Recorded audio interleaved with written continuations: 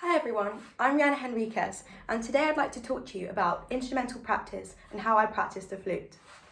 So, first things first, when it comes to practice, there are so many different things I can talk about. So now, we're currently in lockdown and everything's a bit different for me personally.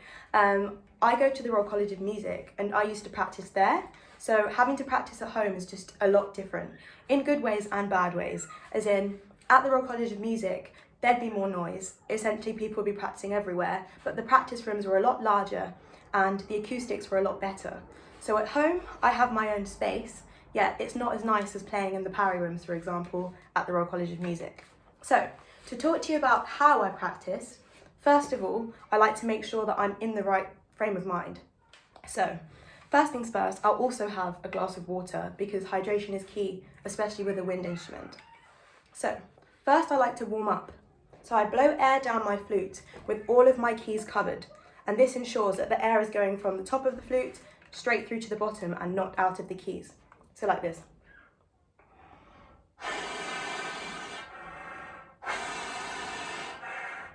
I do this a few times, and this ensures that the flute isn't as touch cold, but you'll still need to continue warming up further. So what I like to do is play my scales. Scales are very important, and I'm not just saying this, because for one, they help warm up your fingers, make sure your fingers are moving, and then they also warm up your flute. And many pieces that you'll play have scale patterns in, and it just makes it a lot easier. So, how I practice my scales is I might choose one set of notes, so one key, for example F, and I'll do F major, F melodic minor, F harmonic minor, chromatic, etc. So, here's how I practice it, for example.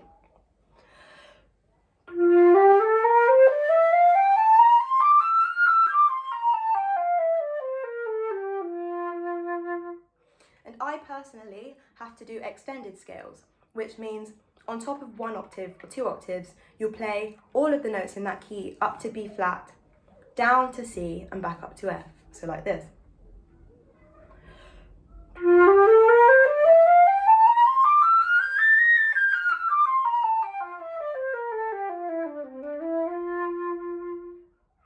So this helps with lung capacity. It's a longer scale, so I have to get to the end of the scale, which means I need more support and more air.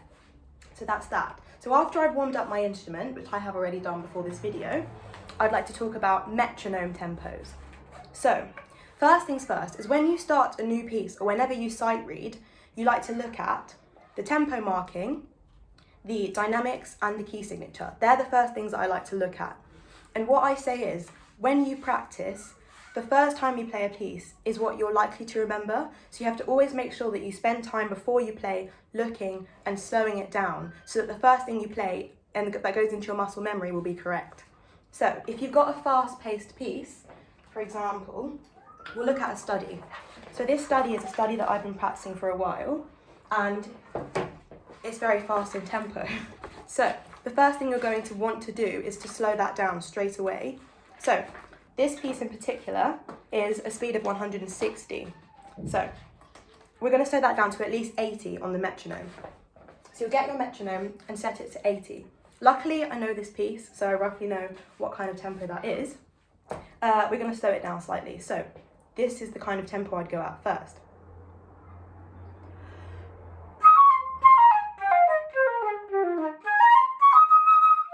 Like that. And then as you learn it, that tempo, you can pick up the speed. And also listening to your pieces will also help you to recognize how it's supposed to go. And the more you practice it, then the faster you can take it. And then the final speed will be around.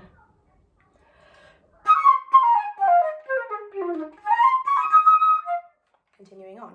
Okay, so that's one thing I really want to say. With your metronome, slow at first, and it doesn't matter how long that you play it slow for, you'll start to get it, and then when you play it fast, it'll be more accurate, and it will come a lot easier for you. Okay. And then, one other thing I'd like to say is on the flute, I practice tone exercises because tone is very important on the flute. So, things like colour and sound all come under this kind of category. And one exercise that I really like to do, a treble Y exercise, is long tones. So, a book that I use is this, the treble Y practice book, and it has volumes 1 to 6 in it, and it consists of lots of exercises for the flute. So we have Scale exercises, patterns for your little finger, making it more agile.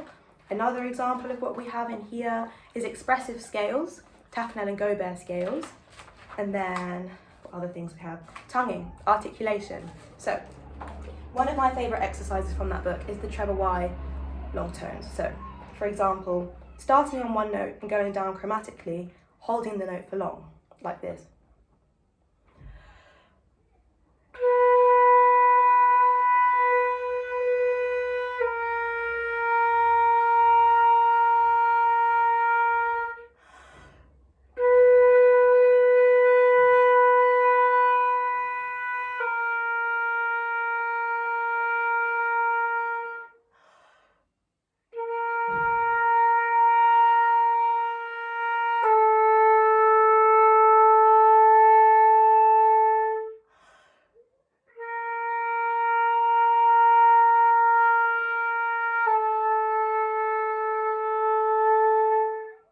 Etc. So the length of the note depends on the person. Your aim is to make them as long as possible with the best quality possible.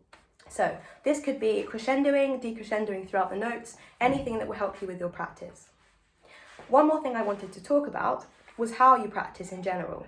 So some people like to practice for a short amount of time with a break in between and come back to it, whereas other people's can work for a long time, such as an hour straight, which in my opinion, I don't find is the best method for me, because I feel like everyone needs some time to recoup, whether it's to go over what they've just learnt or whether it's just to have a break and then come back to it. But what I'd say I'd like to do is start with my warming up, which may take around 10-15 minutes if you include your scales, which you should. Then after your scales and your warming up, the best thing to do then is maybe look at something that you've been working on for a while to help you also warm up. And then I'll go into what I'm actually supposed to be practicing, which might be my pieces or studies and stuff like that. But either way, I like to take breaks between my practice because that's just the way I work. So yeah, thanks for listening.